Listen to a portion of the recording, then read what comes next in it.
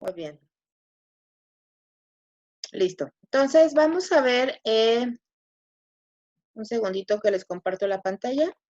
Análisis estadístico. El análisis estadístico es muy importante para la investigación porque vamos a tener que, es la manera que tenemos de probar que lo que estamos haciendo está bien. Entonces, lo primero es que ya vimos un poquito esta sección, que son los temas de investigación, objetivos, preguntas de investigación, posibles hipótesis, la unidad de análisis que hablábamos de las variables, de la población, y de aquí obtenemos algo que es muy importante que se llaman datos. Los datos nos ayudan a organizar y resumir la información y con esto hacemos tablas, gráficos y muchas cosas que vamos a ver ahorita. Estos datos nosotros los interpretamos y para ello siempre tenemos que tener en cuenta si estamos estudiando población o muestra. La importancia es crucial porque cuando es muestra, siempre haremos una inferencia estadística.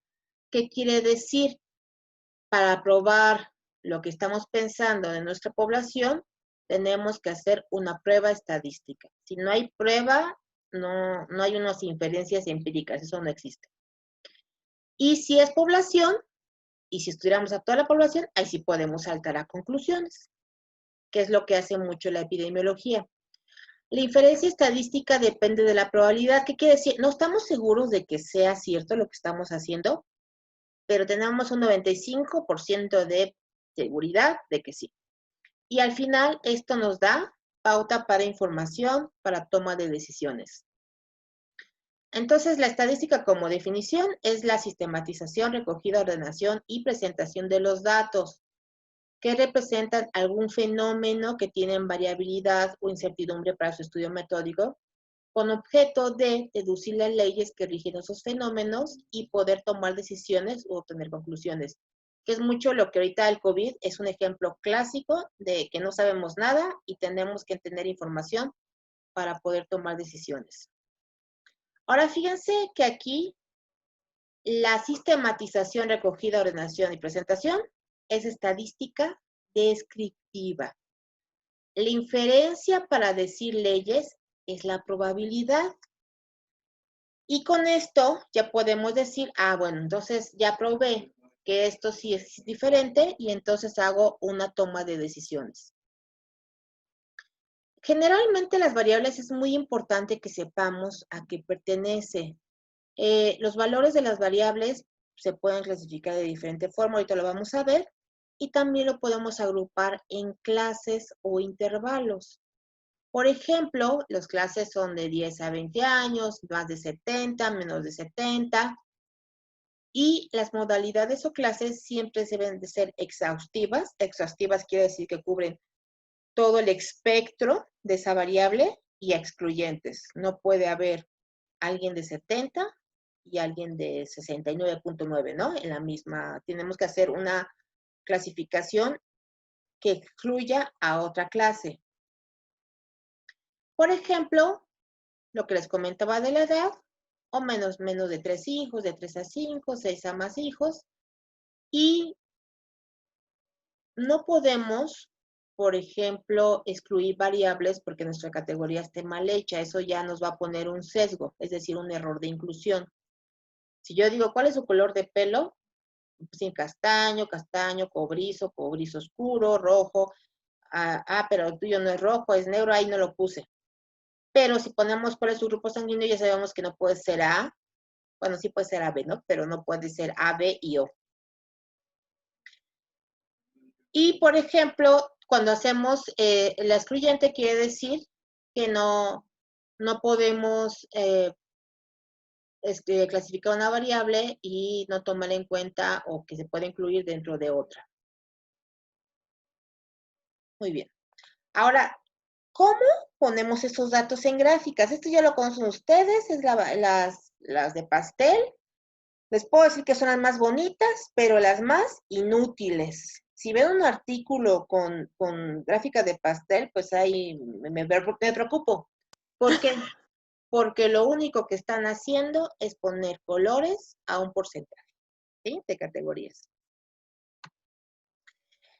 El gráfico de barras se utiliza generalmente para representar frecuencias de las categorías de una variable cualitativa, ¿sí? Cuando es cuantitativa, solo se puede usar si la variable se ha transformado en categorías. Y podemos hacerlo en Excel y generalmente lo que vemos es cómo va subiendo y bajando una variable. Entonces, eso nos ayuda a dimensionar diferencias entre grupos, diferencias entre clases, por alguna manera. Ahora, bien listos, porque que esta sea chiquita y esta sea grande, estadísticamente no significa nada, ¿eh?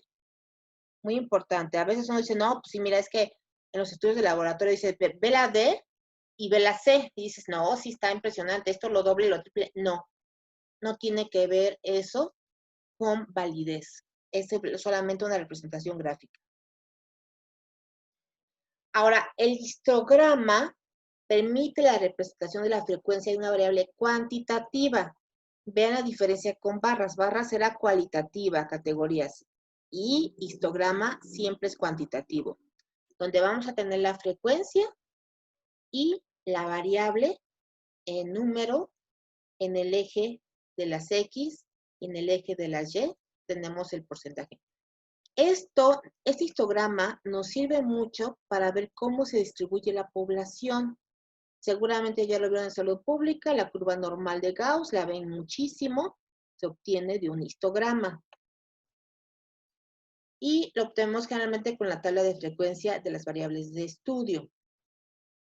Ahora, cuando nosotros tomamos los puntos de corte de cada, por así llamarlo, barra del histograma, podemos hacer un polígono de frecuencias, que es casi una curva.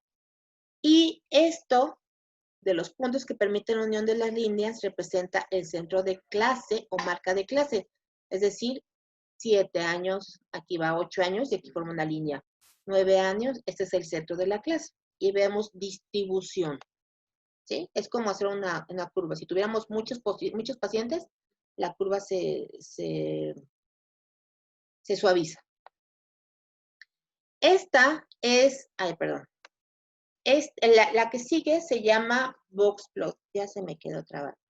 Espérenme tantito porque... Ahí va. Sí.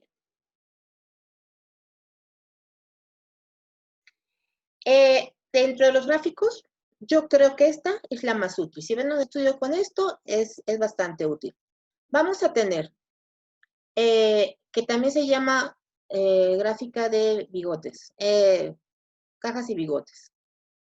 En el punto medio siempre tenemos el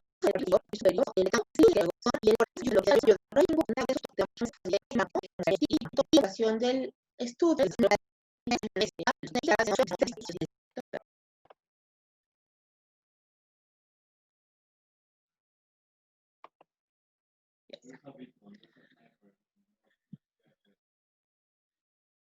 Y vamos a ver también cuando tenemos estudios, voy a cerrar un segundito los demás programas.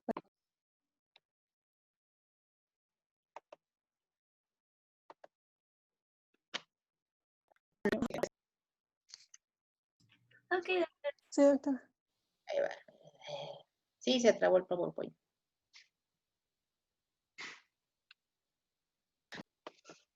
A ver, déjenlo reinicio.